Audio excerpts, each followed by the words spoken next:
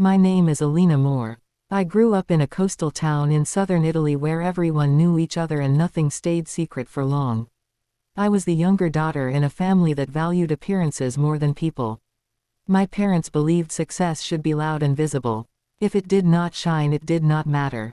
From an early age, my older sister Bianca understood this game perfectly. She smiled when needed. She dressed well. She spoke confidently even when she knew nothing. And she was praised for it every single day. I was different. I liked quiet work. I studied environmental chemistry and later specialized in sustainable water systems. I spent years in laboratories and field stations measuring contamination levels and designing filtration models for regions with limited access to clean water. It was meaningful work, but it did not impress my family. To them, I was wasting my life hiding behind microscopes while Bianca was living a real life. Bianca married young. Her husband Lorenzo worked in corporate development for a multinational construction firm. He drove expensive cars and spoke about projects in vague, powerful terms. My parents adored him. When he entered a room, they stood straighter. When he spoke, they listened like students. When I tried to explain my research, my mother would interrupt and say that it was nice I had a hobby. I married later. My husband Aaron and I met during a conference in Lisbon. He was presenting on infrastructure resilience and renewable systems integration. He wore simple clothes and spoke calmly with clarity and depth. We spent hours talking about water access and ethics in development. He never tried to impress me. He listened. That was enough. To my family, Aaron was invisible. They called him the engineer as if it were a joke. They assumed he worked for someone else. They never asked about his company or his projects. They never visited our home. They believed we lived modestly and struggled. They did not know that Aaron owned the firm he founded. They did not know his company consulted for governments and major institutions across Europe and Asia. They did not know because they never cared to ask. We kept our life private by choice. Power is quieter when it is real. That was Aaron's belief and I shared it. Still, there were moments when the silence hurt. The invitation to Bianca's wedding arrived 8 months before the date. It was an extravagant destination event planned on a historic estate overlooking the sea. The envelope was heavy, the paper expensive. Inside there was a note written by my mother reminding me to dress appropriately and to make sure Aaron did not look informal. Important people would be present.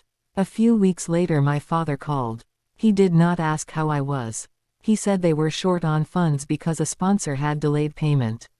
He asked if I could help temporarily. He promised it would be returned quickly. I knew the truth. I knew Lorenzo had overstated his position and his income. I knew their finances were unstable. Still, I sent the money quietly through a third party. I did not tell anyone. I told myself it was for peace. The wedding day arrived with heavy clouds and strong wind.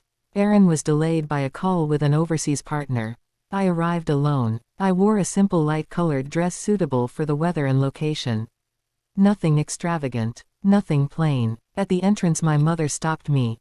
She smiled tightly and said there was a small issue. More guests had arrived than expected.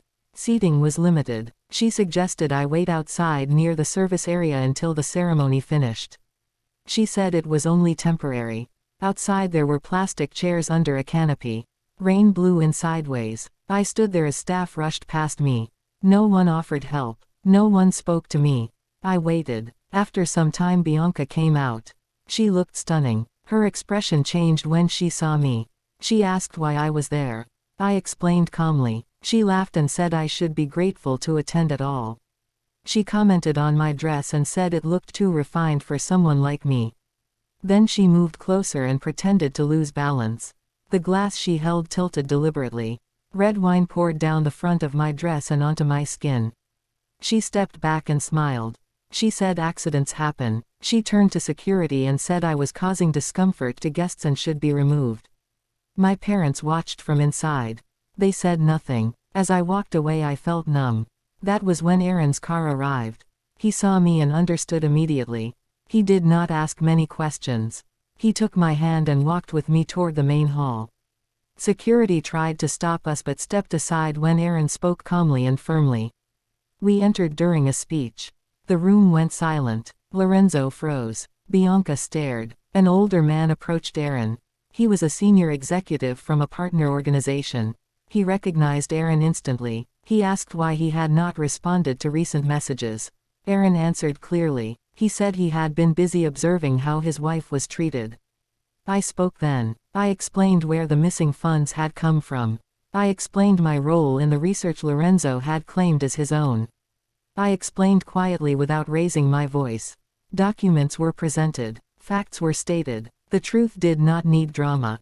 The executive listened and nodded. He turned to Lorenzo and said an internal review would proceed immediately. Partnerships would be reconsidered. The room shifted. Conversations stopped. Aaron said we were leaving. We walked out together. Later that evening the event collapsed. Payments were reversed. Contracts voided. The celebration ended early. 2 days later my mother arrived at our home. She was shocked by what she saw. She did not apologize. She demanded help again. She threatened exposure and scandal. I told her calmly that everything had been recorded. That truth was already documented. That silence was no longer necessary. She left without another word. Since then there has been no contact. Bianca and Lorenzo moved back with my parents. Legal proceedings followed. Lives changed. Aaron and I returned to our work. To water systems and research in quiet progress. We did not win anything publicly. We simply stopped accepting disrespect. If you have ever been overlooked, this story is for you. Value does not require permission.